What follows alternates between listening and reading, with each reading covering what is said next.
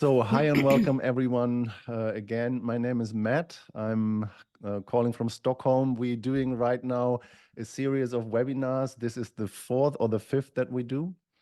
And we welcome you here into that room, and we want to talk again. We said that already about Dearmouring within a relationship. This other two people to my left and to my right, I don't know if that looks the same for you, Susanna Beatrice and Dian Matuka. And I would like to give it first to this way, Sana, to introduce yourself for people who don't know you. All right. Thank you, Matt. So happy to have the microphone today. I don't need to shout. So hi, hello everyone. My name is Susanna Beatrice and I am formerly Sana Sanita. Some of you might know me as Sana Sanita, and some of you I know, I recognize your faces. I am the co-founder of DearmouringArts, among many other things. Lifelong seeker, passionate about human potential, always strive to grow and develop. And what else? Dearmouring for me is an art of life. So there is no limitation. Armor for me is everything that is in the way of me and living fully to my capacity, which is never ending. So the deeper I go in myself, the more I realize the bigger I can go, or the more I can expand. So I stop there. I'm just a geek of human potential, and I'm so happy to be here with you today. Matt or Diane? Yeah, thank you. Yeah, I'll go. Thank you, Susanna. So Give it over to Diane. Those of you that don't know me, I'm Dan. I'm also co-founder of DearmouringArts with Sana. And I've been doing this stuff for a while, so I don't really know what else to say. If you have any questions, I'm super happy to answer them. But right now, let's get this show on the road and start talking about why we're actually here. Well, actually, the reason Matt and I had this conversation, and we were coming from, I'm just going to start a little bit. We had these different points of view, if you like, about Dearmouring within a relationship. And then we talked to Sana and she came up with a link.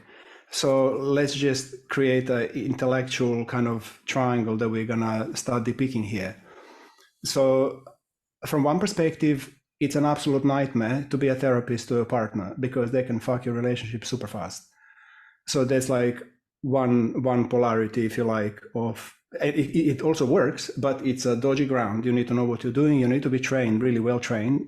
Both the one who gives needs to be trained in giving, and the one who receives needs to be trained in receiving and not projecting. So that's like that polarity.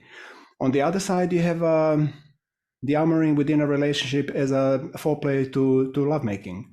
So that's completely like, okay, let's call it safe and fun and super opening and super amazing. Very few no-nos, it's not easy to go wrong with that one. It's pretty much thumbs up, yes, yes, yes. And then there is also the stuff in between, like how do you know how much you can press into the pain body and how much you need to stop at the pleasure point. So this is kind of the triangle of the points of interest, if you like, that we have for this conversation. So I'm going to hand it over to you two guys and start opening a little bit deeper and painting the picture. Yeah, thank you. And I would like to say a few words as well. So for people who know me, I'm the consent geek of the triad here. And, you know, I've been in Dearmouring and this work professionally since 2010, but into Tantra and sexuality almost 25 years. I just went into the world of consent in 2014. And I have done, I don't know, probably something around 1,000 more or less sessions with individuals, genital dearmoring, body dearmoring, emotional dearmoring, so all this kind of stuff. And I have been doing a lot of one-on-one situations with my partner over these years and try to apply everything that I was knowing as a professional body worker and as a kind of therapist to my partner. And when I went deeper into the consent work and the agreement field, I just figured out that I had an agenda that I just wanted to heal my partner to a certain degree, do something that she hasn't asked for. And then I recognized that she was kind of thinking that I did that for myself, even though I was thinking it's good for her. So we had complete two different interests. And in my experience, when it came to more proximity in lovemaking and in intimacy, it created exactly the opposite. Instead of getting really closer and deeper in, I just recognized that instead of being with her and letting us dive deeper into each other, it just created more separation. So I completely, on one point in my relationship, in my life, when I dive deeper into the consent work and how the nervous system works, I actually completely stopped, absolutely radical, being therapeutically with my partner, totally.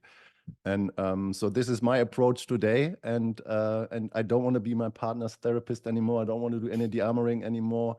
I would send my partner rather to a professional and say, sorry, I don't want to do that, because the power differentiation is something I don't want to deal with in relationships. So I want to have an equal dynamic, even though there are different approaches there are possible. So I just want to put this controversial on the table, because the two here next to me, they have as well different experiences, and that's opening up the realm.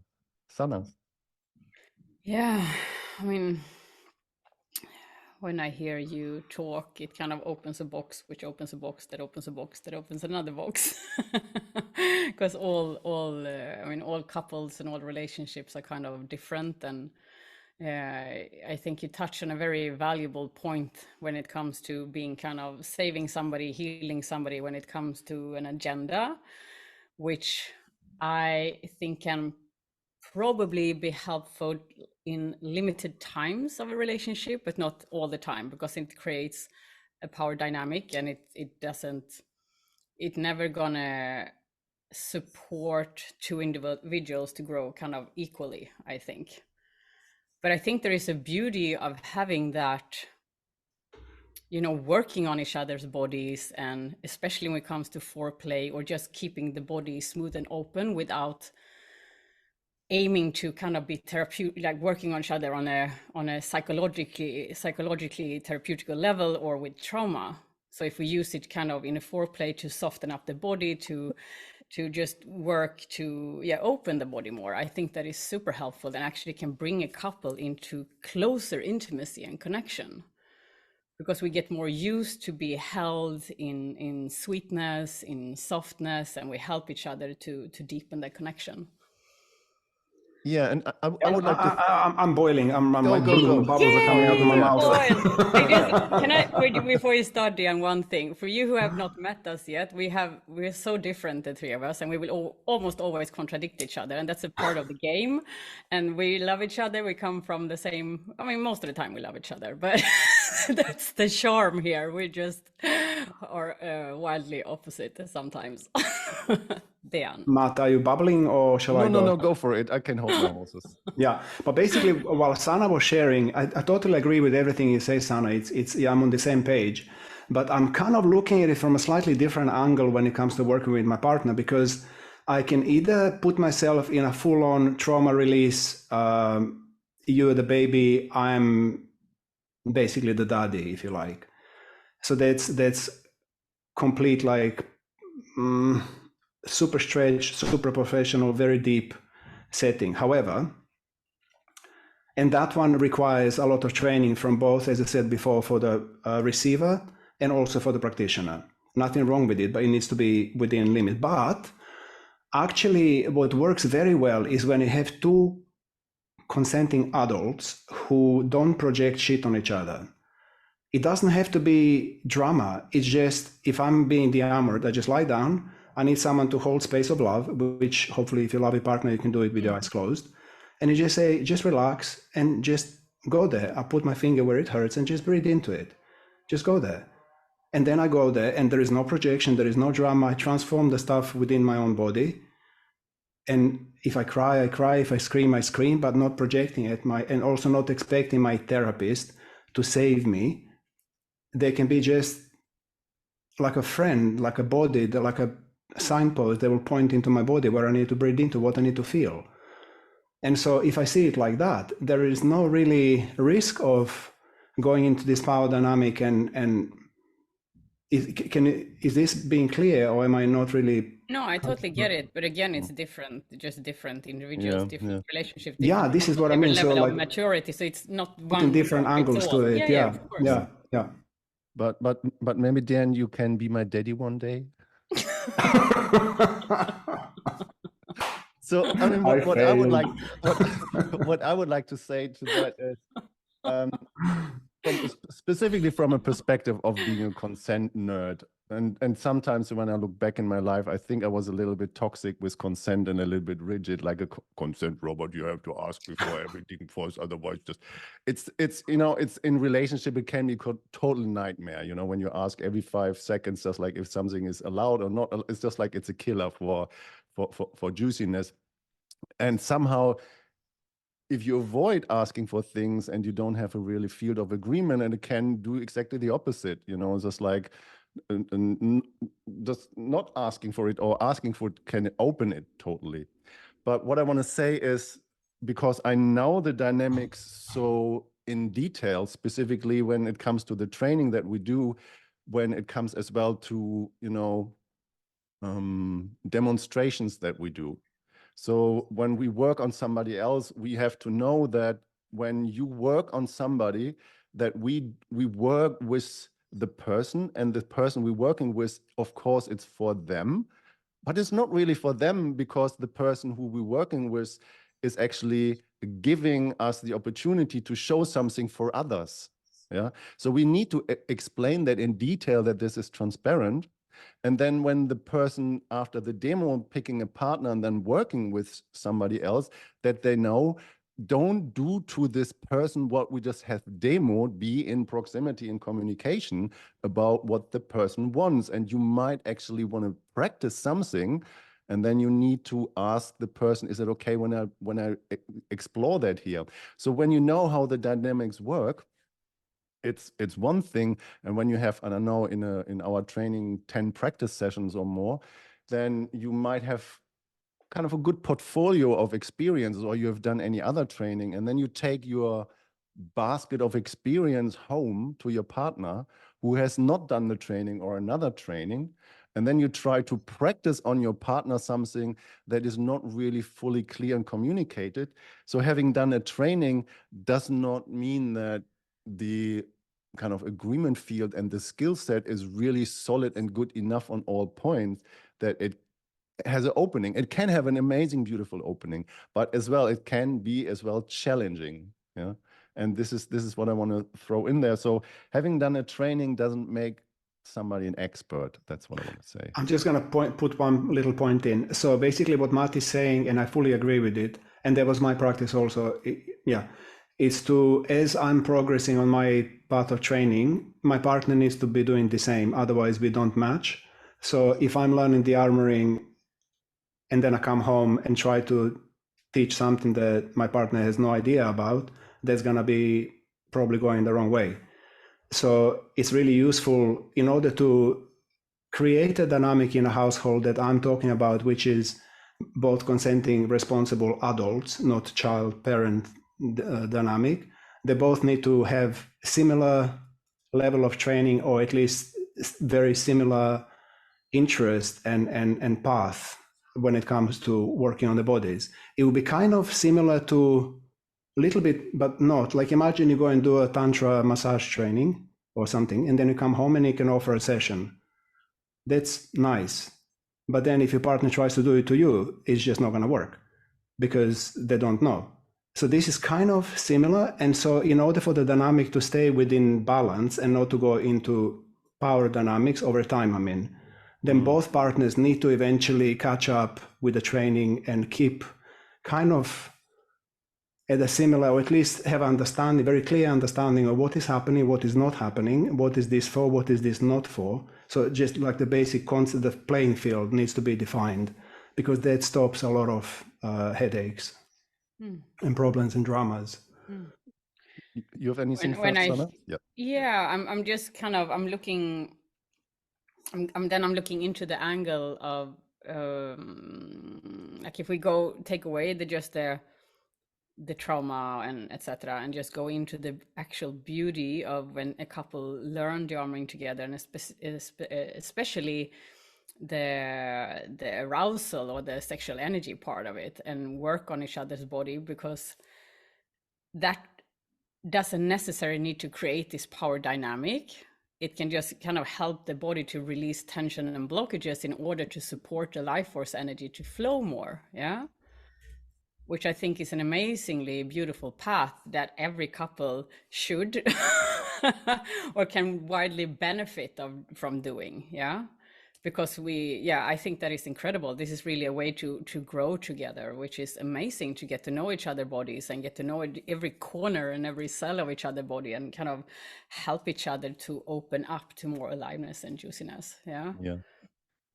Okay, and then I would like to add one more piece as well from my perspective or from my experiences is, as a professional, and knowing how to opening up bodies and knowing how to be with somebody, and then having a partner who knows what I can do with my hands and with my body. I was just ending up in every time when it came to physical proximity that I was the one who was doing the work. And I just came to this point, just like, I don't want to do the work anymore. I just want to make laugh. I just want to be in connection. I don't want to work, And then and then on one point, I just created an expectation that, I've done so much work on you. Now I want to be worked as well on, just like just opening my body. My body wants to be open too. My body wants to be as well prepared. My body wants to be softened. And I came to the point just like, I don't want to do work when it comes to lovemaking, and if there's something we need to work through, I'm totally happy. But when it comes to relational proximity, I don't want it to be work. Okay, I think it's time to opening up the room for some questions. I want to answer one that just came in, if you just give me 1 second. Yeah, please. So Karen is saying equal capacity, equal presence, equal knowledge, equal empathy and service. Woof, that's a tough order with an intimate partner. And I agree there, but that's not necessarily what I'm talking about. I guess what I'm talking about is both partners, they need to have equal understanding of what is going on. Like they need to be a grown-up. So if I'm in a relationship with someone who is not, when I say grown-up, I mean emotionally, mentally, psychologically stable, responsible, non-projectile adult. Someone that you can have a deep conversation with, and there won't be any kind of finger pointing, judging, blaming, because with that kind of person, this work you better don't do, honestly, because that's a recipe for disaster. But so all I'm talking about is someone that can hold themselves, somebody that doesn't project. So they need to know about that. And then you can choose to give him a gift. If you are trained, let's say one is working in a bank, but it's a conscious person, and the other one is a Dearmouring practitioner, you're very welcome to offer your partner a session or 2 or 10. But if they can understand that this is not a professional setup and there is no finger pointing and projecting, basically whatever happens within the body, they need to own up and deal with within themselves. So that's really what I mean about equality. But it would be also nice to receive from your partner. And that is a tall order. That means that you need to actually have a relationship with someone who has a very similar interest in your life, which if you don't, then you're going to have to go and pay for the sessions. But your partner can still receive from you if they have this kind of adult attitude. Is this clear, guys? Or... Yeah, I think it's clear. I just to follow up on that, what you're saying. So I'm reading Sam's question here, and kind of the essence is that, working with clients, we have this big capacity, often unconditional, and then we get our friend or our partner, and then we know them so deeply, so we know their triggers, or we know their story differently, and this is. So I read here, like, how can I navigate that landscape, Sam says, to not get triggered with my partner. But this is exactly why it's often suggested not to work therapeutically on friends or partners, because we know them deeper, we know them in a different way that perhaps not always give a fair angle to the issue, for example, which can in one one way be super supportive, but in another hand, not, because of that kind of close entanglement. Yeah. So either you can play with it. I mean, if you really want to make a sport out of it, which I totally love, is to just bring in the utter honesty and just like own, like, okay, now I feel really triggered. I project that you blah blah blah blah blah, or I feel that you are doing this, or so you put a container that the trigger is allowed into the space as well. Yeah. So you can make a dearmoring, a sport of dearmoring, like a verbal dearmoring through the session as well. If you really want to play, yeah, you just set the field of being brutally honest with each other. I can talk a I want lot to add into that. something. Wait, yeah. Oh. So, yeah. Blah blah. So no, Dian. So what I mean is that it's yes, it can be difficult to hold the trigger, but is there a way to add alchemy? Can you turn the trigger into opening, into potential, into growth between you? This, yeah. Let me know if that makes sense, please. Thank you, Sam. I just want to add a different angle to the same story. This applies if you're going to talk therapy, and if you like, through talk therapy. But if you're just doing physical dearmoring and your partner is lying down, the only time I'm gonna get triggered is because there's no talking. They're just going through their stuff. I'm just putting a finger on and they're going through their stuff. And the only time I'm gonna get triggered is if, let's say, within them something gets triggered that I haven't resolved within myself.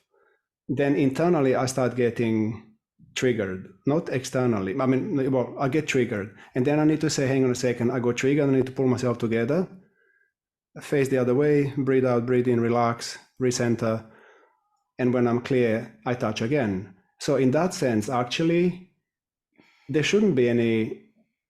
But then basically you can either hold it or you can't hold it, and that's exactly the same in a professional setting. This is the reason why when we train people, we say to people, to become a dearmoring practitioner, you need to go through so many sessions yourself, because you need to catalyze yourself time and time again, so actually you can become a solid space holder, the one that does not react to your client's expressions. This is why becoming a dearmoring practitioner is not so easy. It takes time, because you need to work on yourself a lot. Yeah, go on.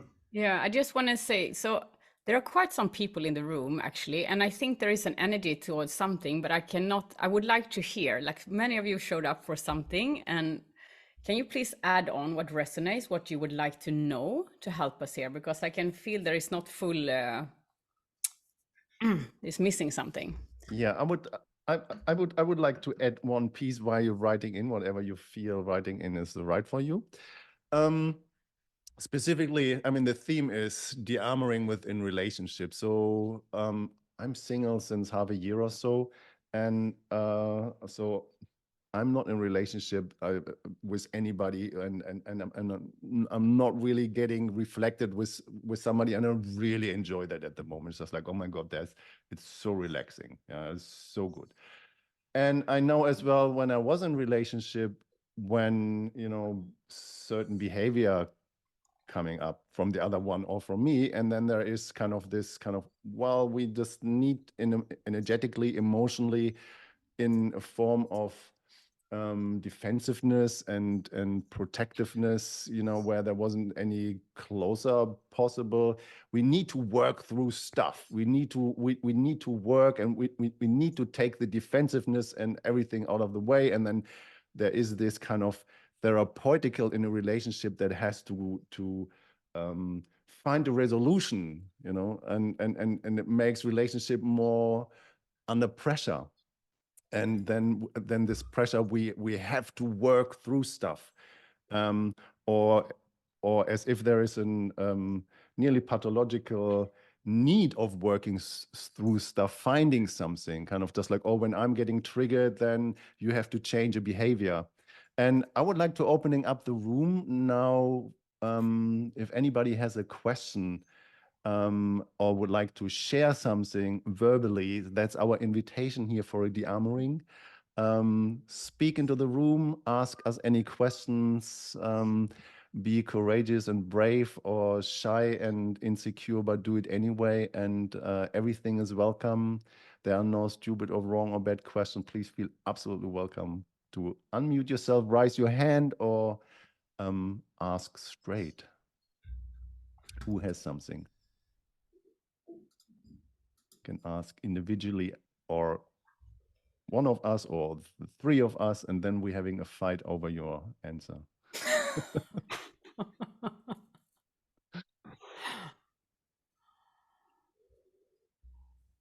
I mean, there must be some silver line, like it,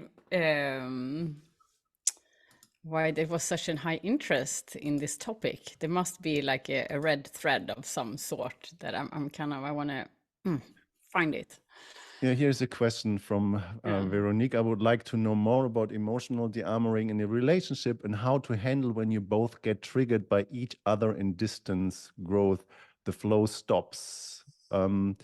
If one puts the work on the other, but does not want to go into fears or attachment wounds themselves. Thank you. Great question. Dear Nosana, you have anything on that? I was busy answering a question here. So how to handle when distance by each other and distance and growth? Well, I guess there are different ways of handling when both get triggered, depending on your setup, your level of maturity. I mean, one thing can be, I mean, first acknowledging like I am triggered, like own it. Okay, I am triggered. What do I do? Can I catch myself, back off, take a few deep breaths and just like, okay, is this constructive or not? Yeah. That doesn't always work, especially not in close relationships. So what can be useful is the commitment, you know, to have a code word. You know, it can be a code word, like enough. Like when you say blueberry or apple tree or pancake or whatever, you just committed to stop. Yeah, because the connection and the turning point or the meeting point is more important than the trigger. Yeah. And sometimes it might be that you just need to disconnect for some time. Yeah. To disconnect. And what can be really useful when we are in this kind of nagging thought pattern about what's wrong with the other is also to find what's beautiful with them, and also find what's really true here. What is true in myself? What type of need? What do I need here? Yeah. Do I feel misunderstood? Do I feel not seen? What is it that really needs to be communicated? Yeah. So it's not one, you know, it's not one form fits all, but it's like, okay, what works for you and what is the level of maturity that you have between the two of you? Does that help, Veronique? Please let me know. Matt or Dan? No, please, yeah, Dan, go for it. Go.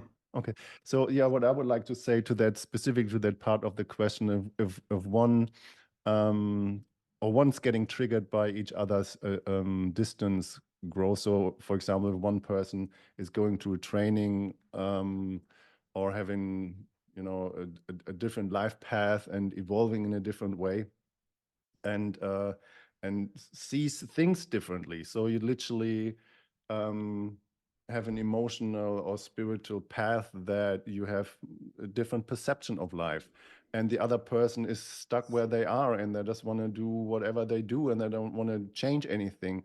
So that means if you are in a relationship with each other and only one person is growing and the other person is not willing or not capable of following up, it just creates a mismatch. And then is the question, how much do you expect the other person to grow? Maybe the other person doesn't want to grow, and maybe you are triggered that the person is as they are, and you just come to a point where you realize your relationship has had this time span of growth, and you see that there is no further development at this point, and your journey is over.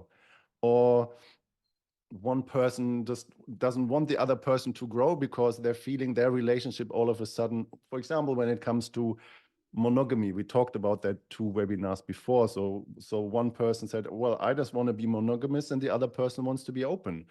And then just like the person who is monogamous is fear-based in their approach and doesn't want to have the other person going into other relationships with other people. So I'm good where I am, and that means I don't want you to be somewhere else. So let's stay where we are. It's just like the question is, how can you find a solution by accepting where you are, where the other person is? Mm. And there's I just want to put, I want to put my 5 cents into this. Please. Basically, copy paste what Martin Sana said, and there is also an option of taking a mediator, and that's a very powerful and wise choice. If you find that you can't really communicate your point across, and there is a lot of backlash and a lot of kind of emotional triggering going on, it's totally cool to take a coach and have a 3-way conversation.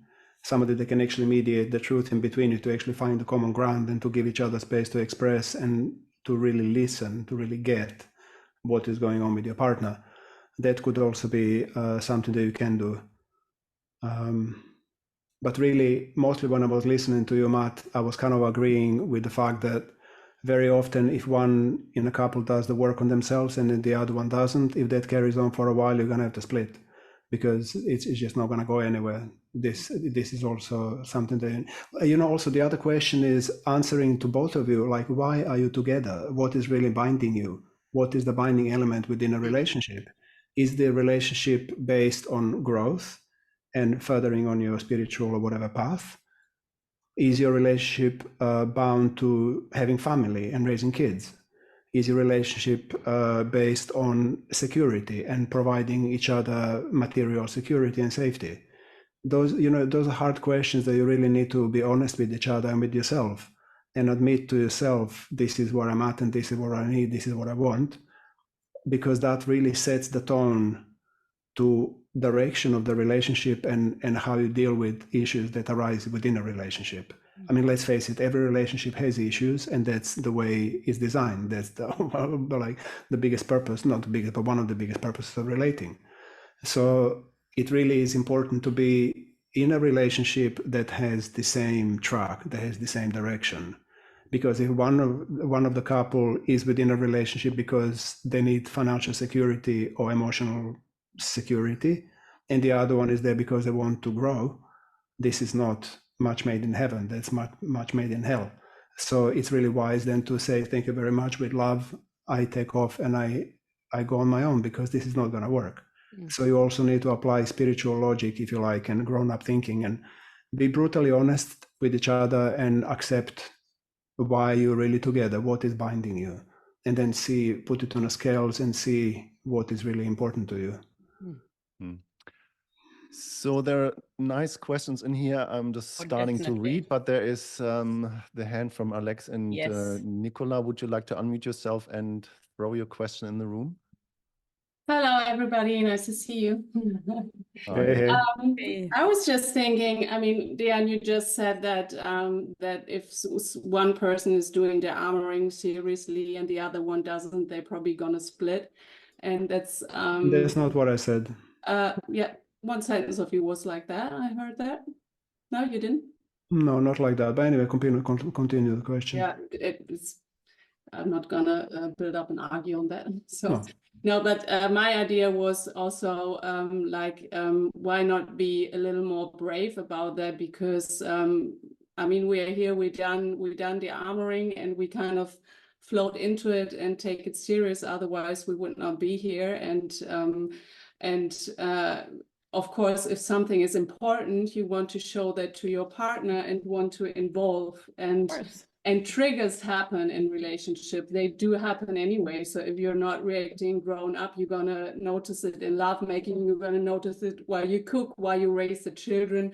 So it's not, relationship is happening. And if you get more honest and more serious, it may lead to that you're not stick together. And just to put all this weight on the armoring, I think for me, this is not the point. It might be a microscope where you can show where things get shown a lot, but triggers are there anyway. So if you move around the triggers, that's not going to work for a lifetime, I guess. So I feel like a little bit like what Sana said, invite the triggers, and maybe something really cool can come out of that. Like what's really, really difficult also, because it's close relationship triggers, but maybe there's more growth in it than being with a therapist that always holds space. And so what I think like, where are the chances?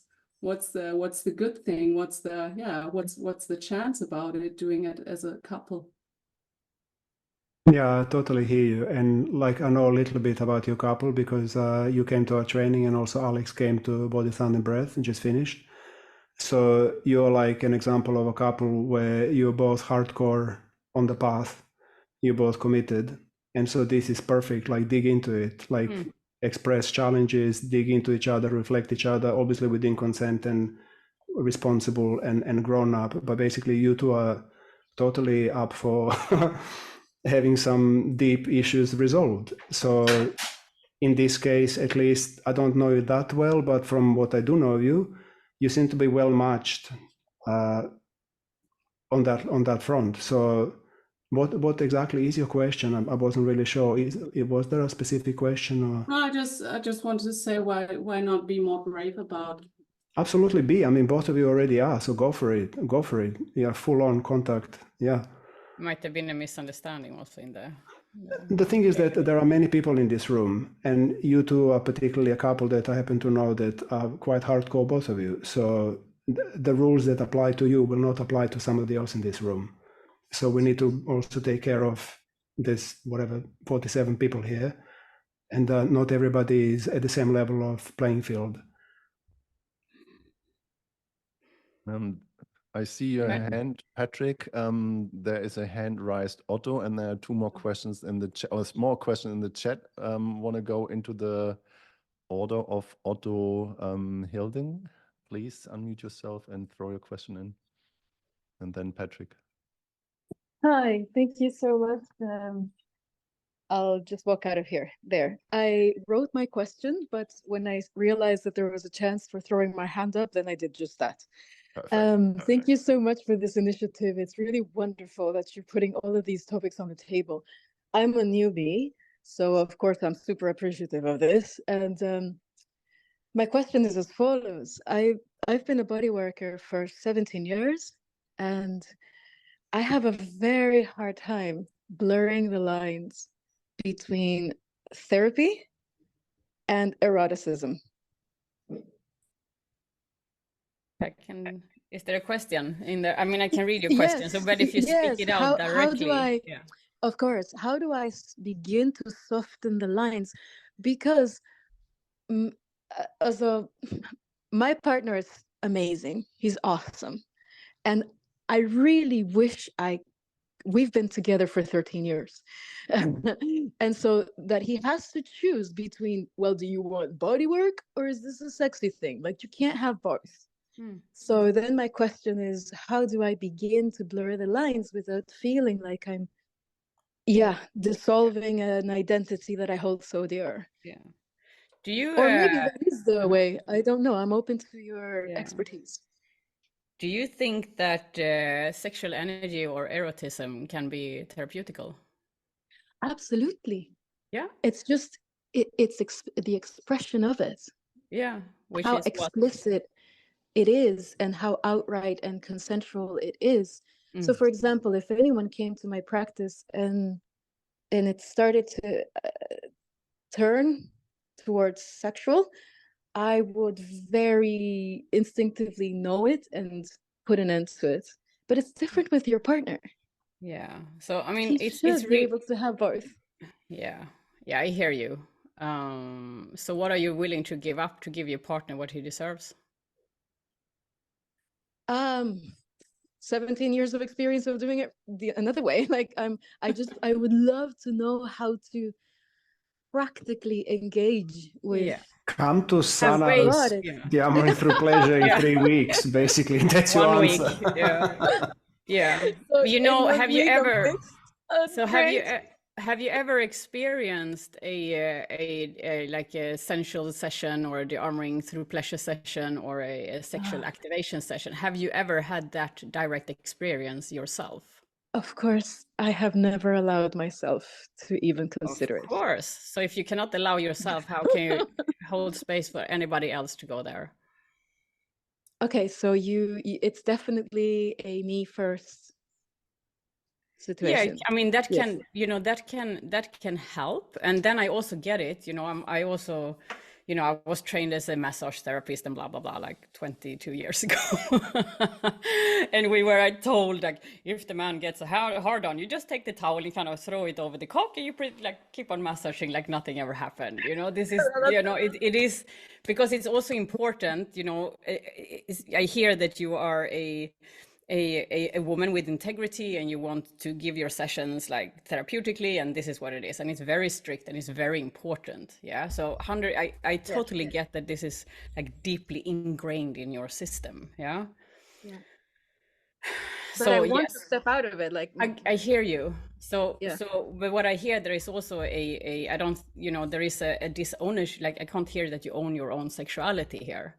Because if you really deeply knew the value of that work, you would happily do that, because it's so extremely, utterly therapeutical. Like there's some, you have probably, correct me if I'm wrong, blockages around your own sexuality. Yeah. Oh yeah, absolutely, Yeah. absolutely. But it's just, I don't think like it's an inspirational thing. I would not explore this for myself if it wasn't out of a desire to be a more complete lover for my man.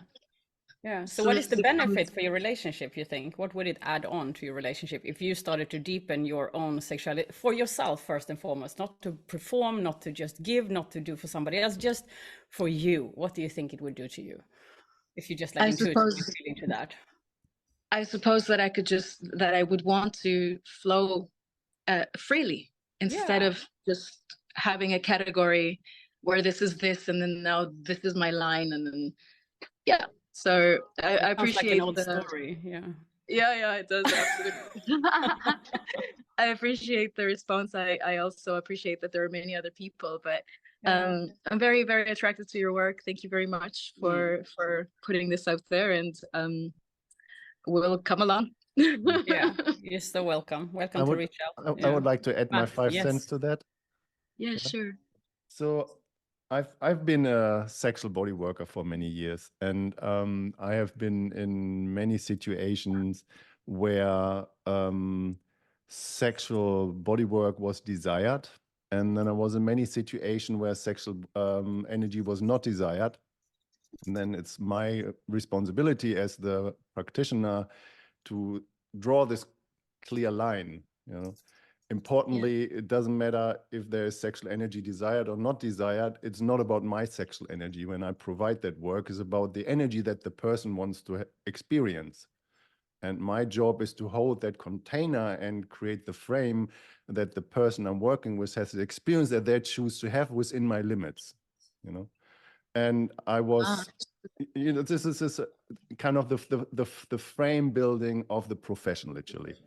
But when it comes to lovemaking with your partner, when you actually do a massage or your partner does a massage and you have the frame in your head that it needs to be a session and I only want that to be physically without sensual or without sexual, but then sexual energy comes in and your frame is all of a sudden triggered and confronted by, well, wait a second, this is actually like what I do for a living, and all of a sudden everything is ending up in sexual energy and that doesn't resonate with my feeling, then you're literally in a conflict.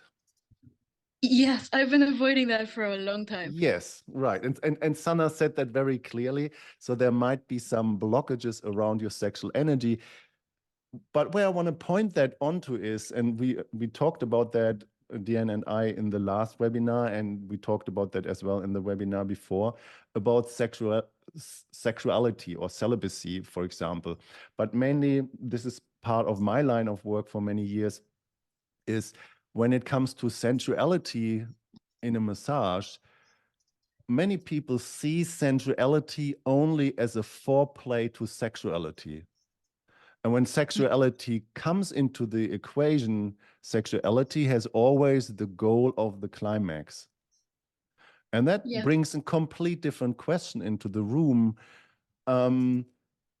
can you have a sexual encounter? Can you have a sensual encounter or a sexual encounter that is not goal-oriented? And what happens with your sexuality when your sexuality is not oriented towards the goal? Okay, yeah. And that changes this question. Big distinction.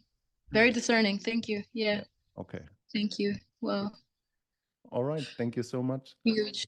Thank you. Thank you. Bye. Yeah. And there was the next one was Patrick. You had your hands up. Please unmute yourself. Well, so Well, here's Patrick now. all right. So can you hear me? Yes, Right. very well. So my question is around living this as a Dearmouring practitioner, you have this radical responsibility, radical honesty, radical responsibility, and this is about my own development. It's about this in life. I want to go that path. There's this. So if I'm in a committed relationship, it kind of has to be somebody with the same mindset, or at least somebody where we share the same path somehow, and that can be this is a starting point. That's really hard, but if we do commit to this complete transparency and really want to grow both as individuals and as a couple, even if it's a kind of if we kind of fail, we are a Dearmouring session, we're clear on the goal, this consent and everything. I mean, even if it fails and we talk about it, we can discern things and then really take a step back. Well, that could also be growth. It could also be healing. So if you're really committed, if you're really in this, can there really be a problem? Or of course there can be, but yeah. Please, what comes up? Sana, DN. Sorry, I'm busy answering Yeah, the typing. okay. Well, so I you have mean, something, Sana? yeah, I can. Okay. Go If first. there's, I mean, I get it. I want to have, if I'm in a committed relationship, if my drives, I can just speak for myself. You know, I cannot speak 100% for everybody else. You know, we all have different desires and intentions, and of course there can always be problems. And of course, I mean, we're humans. We see things from different points of view. We have different challenges and all of that. So. Of course, it will always be an issue somehow. There will always be disagreement to some degree, you know. And maybe you grow so far, and then you find out that you can't grow anymore together, you know. But you've shared that journey, and I just encourage that type of relating. It's not for the faint-hearted. It's not those who just want to, you know, be in relating because, you know, we just want to be in relating. But if we really want to grow, I think that's the path. This is where relationship is so beautiful. We can't do that alone. You know, we can't face our deep triggers alone. We cannot heal relationship through distance. Like, we cannot heal our attachment wounds through not relating. You know, relationship is so powerful, and if you find somebody to grow with in that, it's just amazing. Will it be, you say, can it ever be a problem? I don't know. I think there will be problems. But what is the problem? What is the, how do you meet that problem? What do you make a problem? What do you see as a problem? You know? I guess the problem then could be that, I mean, you're authentic and you're really yourself, and then you realize that, well, we go in different directions, and then we split, and that's with all the love that we could ever have, and then that's it. Then that's not the problem, if you want. No, why would it be a problem? I mean, sometimes we journey with somebody and we journey with them for a certain amount of time, and then it's time to not journey together. And how can you then do it? I don't know if I understand you right now, but I'm just talking into what I thought I heard. I mean, even that, like, how can we let go of each other with love and care? It's like we go through the relationship. What do I regret? What do I resent you for? What am I appreciative of? Somebody has the microphone on. Can somebody mute, Diane? Can you help me? Yeah, I can't see who it is. I think you have to go into participants and mute all. So Diane and Matt, you have to unmute yourself. So but if we see it, that you're right. If I tune into that, then there is never really a problem. It depends on what what is a problem for you or the partner, you know, because if you grow together and then you decide to move on, you can also just be grateful, and then it's not a problem. You see, it's all like when I tune into that, there's like when I tap into the source of life itself, it's like a never expansion, it's just expansion. It's just what the thought forms, the beliefs, the labels we put on the situations. That's all that is. But if we allow that to constant move and flow and look at it for what it is, then there is no problem, you know? But that's deep. Yeah. Yeah, is that an answer, no answer? It's a good answer. Thank you. Yeah. I have as well a no answer answer. Would you like to hear it, Patrick? Yes. Okay. As we have done that in the training, or said that in the training, you know, there is no book about dearmoring and sessions. And dearmoring session is based on the value as your individual carry in your life. Yeah. And then, of course, you have a partner, you have a certain, or your partner has a certain set of value. And then the value of you and your partner, they have to kind of match up somehow. And important is, and that's my experience in my life with my partner and in my session work, is transparency and authenticity, you know? So that means that my partner knows what is my set of value, the way how I conduct a session. And this value have to be absolutely radical, impeccable. You know, my partner knows no matter what, just like in my sessions, there's no intercourse exchange of bodily fluids ever. I have declared that. Yeah, and you have to declare that yourself. But to be honest and authentic, you know, when I'm in a session sometimes and there was somebody coming smoking hot and want to have a sexual juice up session and just want to feel it all, and you know, want me to teach them how to edge and how to activate that part. And you know, I'm not a robot, and of course I feel and of course I pick up what's going on, and I'm not shutting myself down, I'm not cutting myself out, but I take this responsibility that I'm doing that for them. And I have the responsibility to then tell my partner afterwards, oh my God, there is this part in me that hates my own value, and I would love not to have this value, I would love not to be in this kind of container, but this is where your integrity is measurable, and where your values on the table comes to truth. And can you communicate that? That's the question. How do you communicate that? And the way how you set up this frame of your session, you know, this is absolutely up to you. And like Dear Sana and I said that in the training, you know, we have our code of conduct and our values, and you have to have that in your life, and you have to align them with your partner. Does it answer something? It does. Thank you. Okay. No, the setup, the container, and every time you actually commit to that, then yeah, that sounds like an extremely important discussion to have in advance. Yes, as early as possible. Yeah. Thank you very much. I'll be back in a moment. I'm just going to toilet. Okay. Thank you. Any other question? Any other concerns? Any other comments? Anything? There's others in the chat. If you feel like we can read them, and then, but my brain is functionally different when I'm reading. I can't really get that fully out as if I hear that.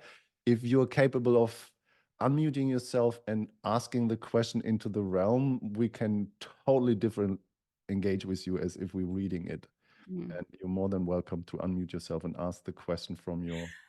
I can bring up, I didn't follow the full thread here between Mans and Dean. And Mans, sorry if I don't pronounce your name right. Let me know if it's disturbing.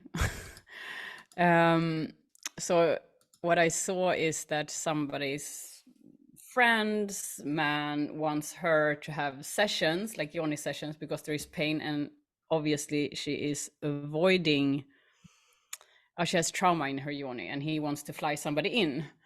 I mean, this can be a very delicate topic in the relationship as well, like where you know, what is the underlying need for her?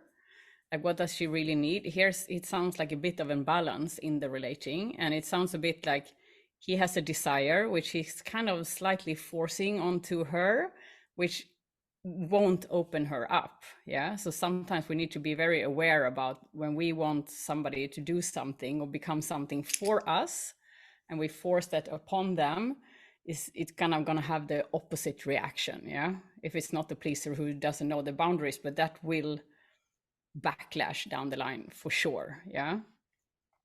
So that is a really delicate topic. Where do we in a relationship want somebody to do something for us or become something for us, and what to what length are we going in order to force that upon somebody else? Am I clear? Ish.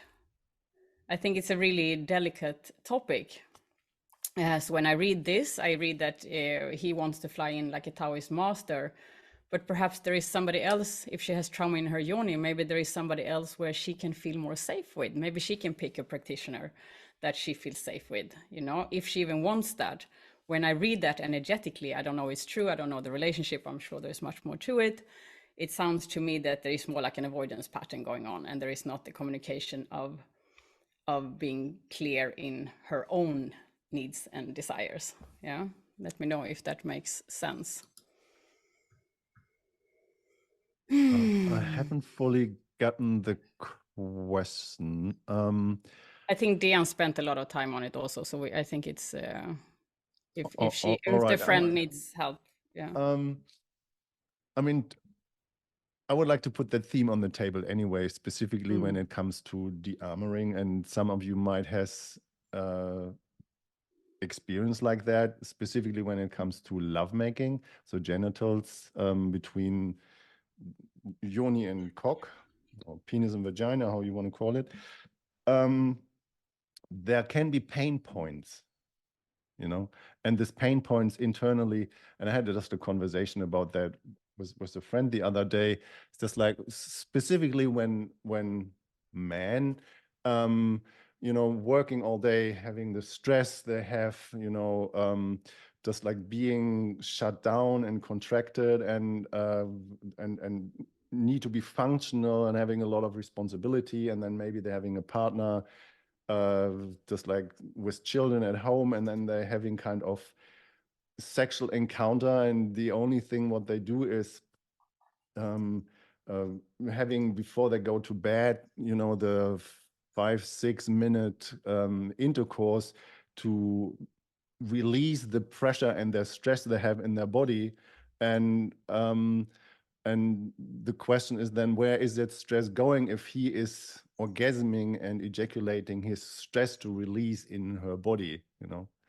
So this is one part of the conversation. Or women have been somehow penetrated hard or unconsciously and have done or have let have happened a lot of friction, pressure-based intercourse, and allowed that to happen to make the partner happy, you know, because he was conditioned and educated by porn. This is how sexuality is, and then there are different, you know, through the contraction, through the muscle contraction in the yoni, there can be these spots created. They are painful. Yeah. And then you just like have another relationship with somebody else, and then these spots, they're getting triggered, you know, and you start feeling them. And this is my experience with many couples I've been working with, that the men don't know what to do with this pain, and feels responsible for the pain that he caused.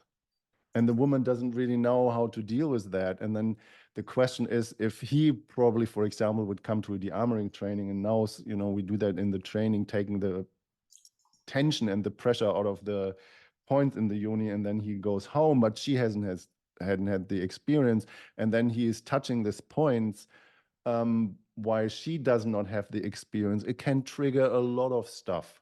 Yeah. So both can come to a dearmoring training, or both can have a dearmoring session with a practitioner together. Yeah. It might be the way that it can be a practitioner, a female practitioner, who shows the man how to touch this spot in the yoni. It might be that this woman chooses in the first place, instead of having a Tao master be flown in from XYZ, having another woman that she trusts from another female having the session first, you know. Yeah. Just like, you know, there's so many different points to this equation to take into consideration, so that it's really good to know, to put all the details on the table before it comes to a decision, and then choosing in which direction a session could go.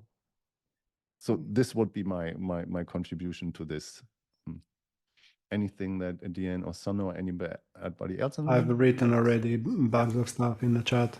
Okay. Yeah, I mean, it wakes another topic really about, you know, the delicacy and boundaries, and, you know, but I feel it's another webinar actually. Yeah, we can definitely Which I do actually that. Yeah, wrote it's a good about. one. You remember I wrote you in one in the chat before this. I'd like to pick up a question from Karen. Karen, can you just maybe make yourself unmute yourself, or at least show yourself so we can talk? So the question is, have any of you have a committed relationship where both choose the path of celibacy within a relationship? And then how is that, has that supported or harmed your inner work? Well, that's a very super tough choice. I mean, basically, I haven't got that experience. I'm celibate now for about 7 years. But within a relationship, I think first question I would ask is, why do you want to do that? What's the actual reason you're going celibate? And so for that, Matt and I covered that in detail and depth over the last 2 webinars, which are actually online. Feel free to go and spend time listening to them. We're not going to repeat it because it's like an hour and a half of a great conversation. But like first question is, why do you do it? Is it because of raising your sexual energy, or is it to heal and correct your emotional and relating issues? So that's kind of, Karen, if you want to have a little conversation, I'm open to it, but I need to. Yeah, sure. Yeah, thank you. I'm here. So, can you hear me? Yes, I can. Yeah. So what is your reason for this question? Well, this is just a general question. I'm not actually in a relationship right now. I've been walking the path of celibacy for over 2.5 years now. And for me, that, and by the way, I have watched your other, I was part of those webinars or watched them after, excuse me. For me, it was really about creating a boundaried safe container for me to go extra deep with my own healing work. And my question about the relationship was because I have been in relationship with people who are, you know, very conscious, intentional humans walking this divine path, very high level, high ability people. And yet I noticed there, and Matt kind of spoke into this a little bit in the beginning, when people have so many tools and have so much knowledge and so much wisdom, it can sometimes create like an overly structured environment where you're checking in every 2 seconds and you're asking for consent for every little thing. And so I kind of liked I never even allowed myself to think about stepping into celibacy within a closed relationship. I didn't even really thought that could exist until it just came to my mind in this conversation. But I guess my intention would be to allow both parties to have enough space to kind of sort through and dismantle kind of some of the deeper combustive, you know, the combustion that happens when people are walking this path so authentically and raw and coming into such, you know, profound relationship with hard stuff and dark shit and all the things.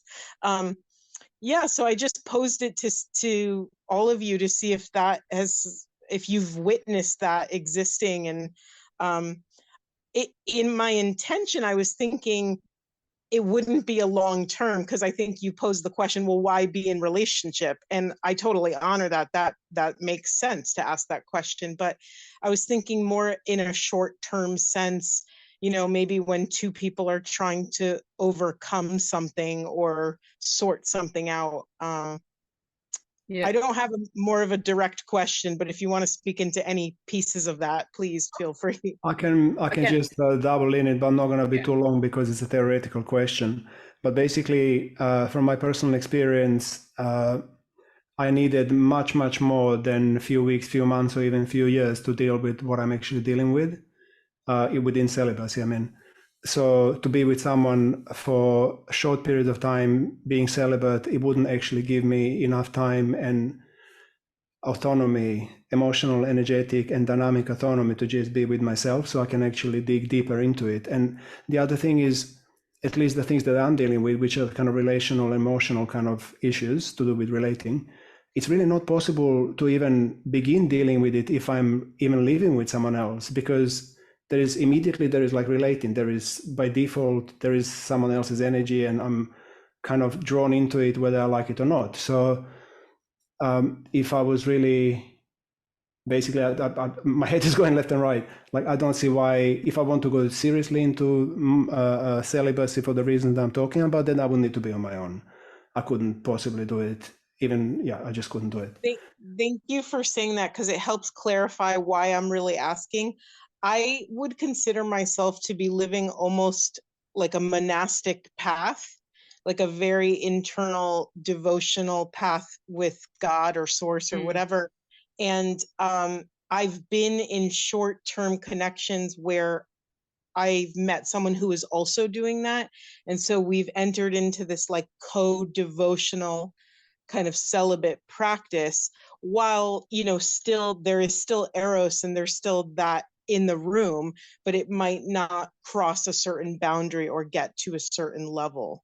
You're asking for trouble, basically. Like, I mean, I hear you, but for me, it's like my life is precious and I only have X amount of years on it. So I really want to be super efficient with my time. So this is me, I'm just kind of sharing my point of view. So if I'm choosing to be celibate for the reasons that I talked about, then I'm going to give it 100% kind of chance. So no relating, because that really maximizes my chances of success. I don't know. I basically, like, because it's theoretical, let's maybe kind of stop this conversation because it's not really.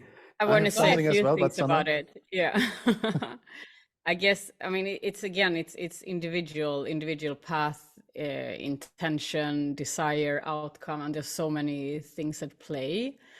They can be really beautiful, I believe, and I suggest you also, I mean, now I heard you had the kind of experience-ish, but I mean, I don't know, somehow it also feels to me that there is a longing for connection in you. Is that true?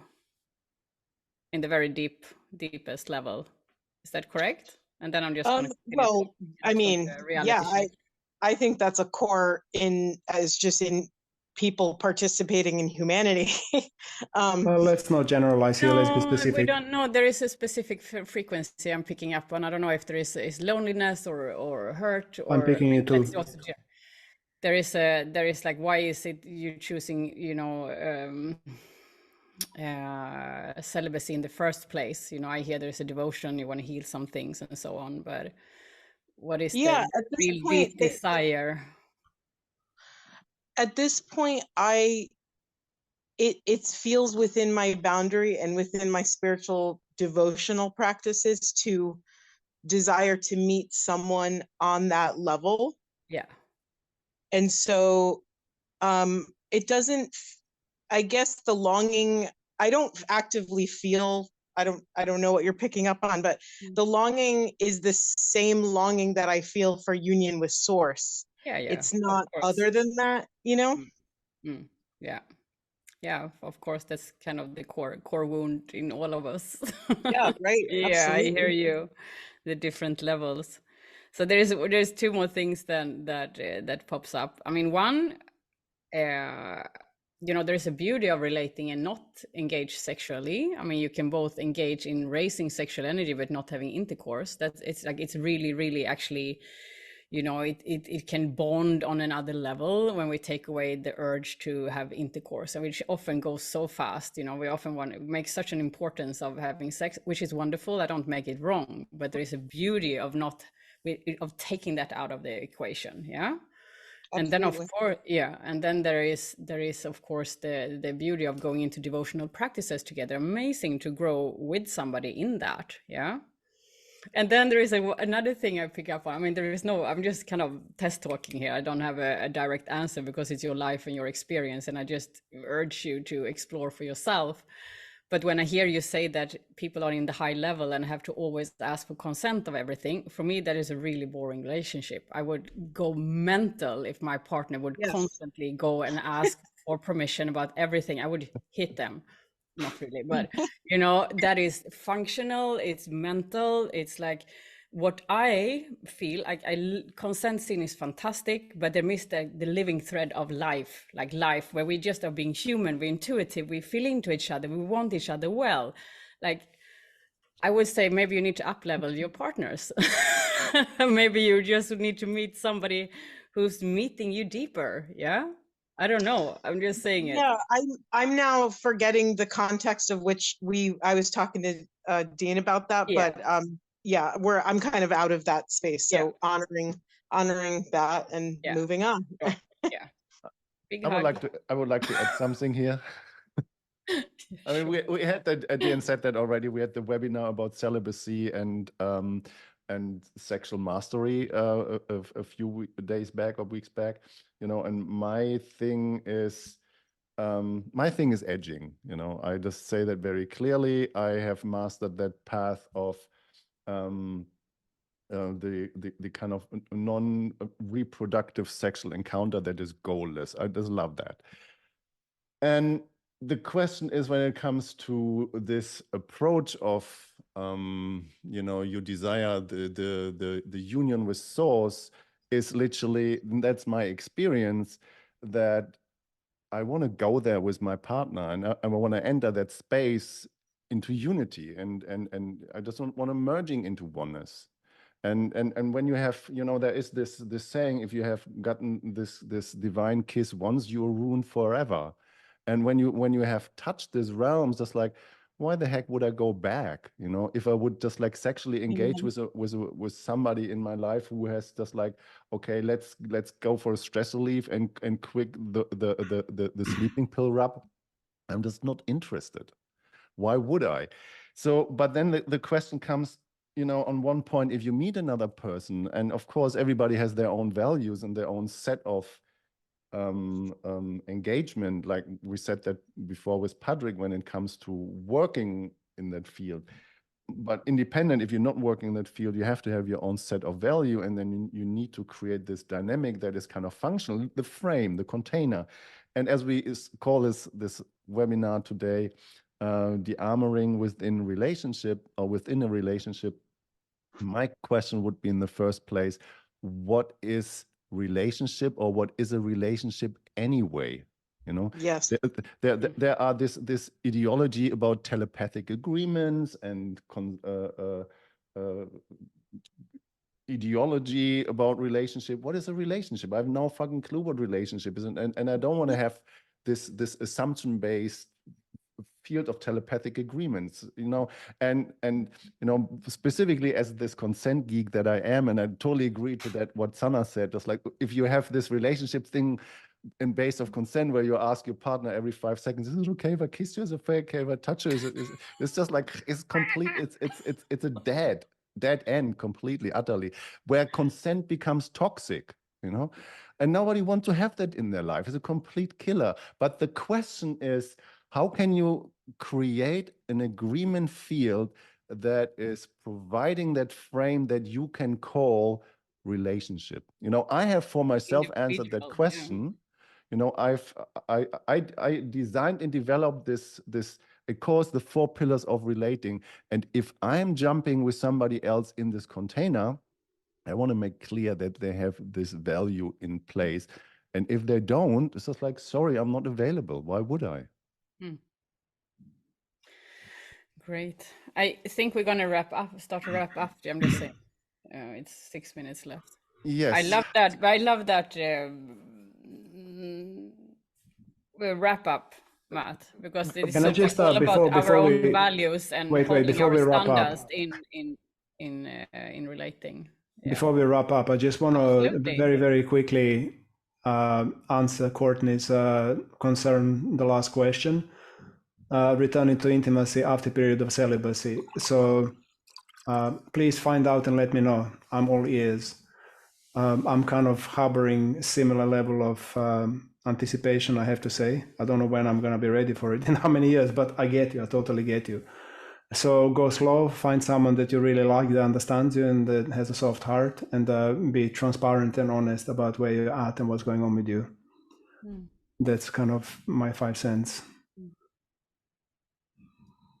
Okay, so to wrap it up, that was my job when I just remember that right. Yeah. So I've prepared 2 links, so I just want to make sure that everybody's getting some value out of that. So of course we have a training coming up. That's the Dearmouring training. The basic training in beginning of April is a 10-day training for professionals, not only for professionals, for everybody who wants to know what Dearmouring is and how to go deeper into that, hands-on personal guidance. So there's a link, please check it out. There is as well, Sana, can you say that we have a special gift for the single room? Yay! Just tell us. So first I'm gonna tempt you. So we have the training in April, and it's in an amazing place. It's in a mansion, so it's like it's luxury, literally. It's double rooms, single rooms, there are no dorms, and there are like I don't know what to say, hästensängar, so it's just high quality beds. We have outdoor bathtubs, and it's just it's a mansion. It's proper from 1700th century. It's just beautiful. So we decided, if anybody here want to jump on, we said we're going to give you a single room. So if you decide to join and sign up within 48 hours, you get a single room worth of 330 euros. Yay. so you find that in that link that I'm posting now. Yeah. And there's I've just link. posted it. I've just posted the link. Oh, you did? Okay. You as well. Good well, way so we did it too. And then there is another option. If you just have more questions, if you just want to know more about the Dearmouring training, if you want to know more about that, what we do and who we are, or you have some questions about your own life, about Dearmouring, how you can put it in, I offer for everybody a 30-minute free discovery call. If you just want to get your questions answered, please feel free to reach out. This is not a sales call. I'm not getting you into anything. It's just like, please feel free to join. Then Sana, there is your Dearmouring Through Pleasure coming up. Let's start from the chronological. Next week, Tuesday. Next week, Tuesday, we're actually doing similar kind of structure like this. Is going to be on Zoom, but we are doing a process in circle. So it's going to be a test as if we do in a training. All 3 of us are actually going to lead it. It's going to be very similar to what we do in a training. So for those of you that want to find out how things work when it comes to talk therapy and processing within a circle, come and join us. It's free. It's going to be blasted on Facebook everywhere, basically 7 o'clock on Tuesday. Yeah. It's going to be we will find you. Yeah. Come and have some fun.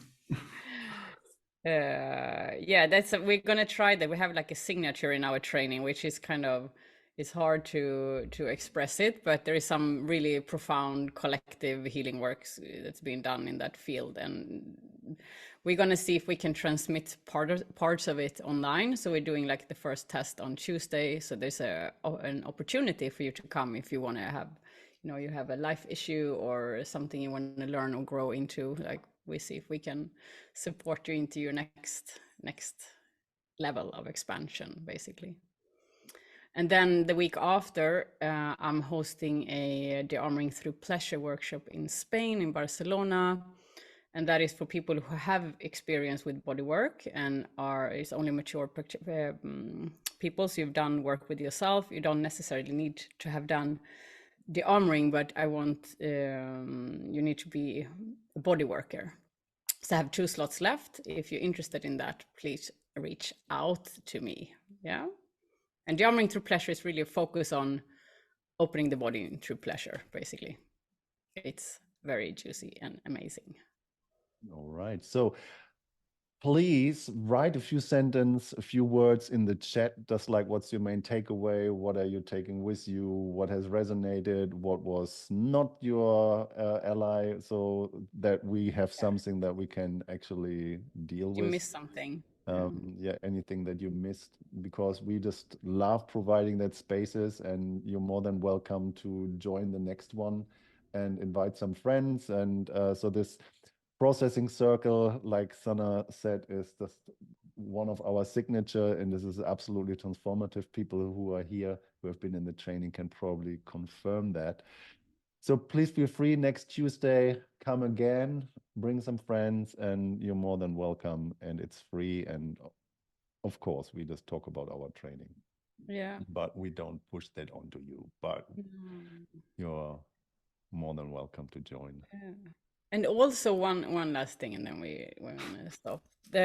Please come with topics, like I was just gonna Dearmouring say is that. such a big, I was just gonna say to write yeah, topics in because there, yeah. Dearmouring is such, it's some people, and I know I'm repeating myself for you who heard me before, but Dearmouring is so much more than body work. Like I said in the beginning, it's a lifestyle, and all three of us are kind of geeks in growth, personal development, spirituality, human potential. So we just love to provide. So if you have a topic in life you want to know more about, or sexuality or relationship or Dearmouring, or come up with something so we can kind of provide that, because we do enjoy these spaces and do appreciate you being here with us.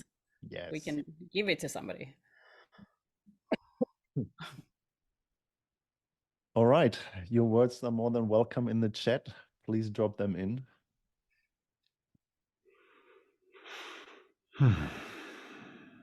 All right, and if you want to go, feel free. It's 8:30. Thank you so much for joining. Thank you for coming. Thank you for sharing yourself. Thank you for asking questions, and thank you for being here. Really, really, really, really appreciate that. Yeah, from my side as well. Thank you so much for joining. And without you, we wouldn't do it. No. Yeah. And see you hopefully next Tuesday or some other time. All right. Some of you are seeing soon. Ciao, ciao. Ciao. Much love. Bye-bye. Bye.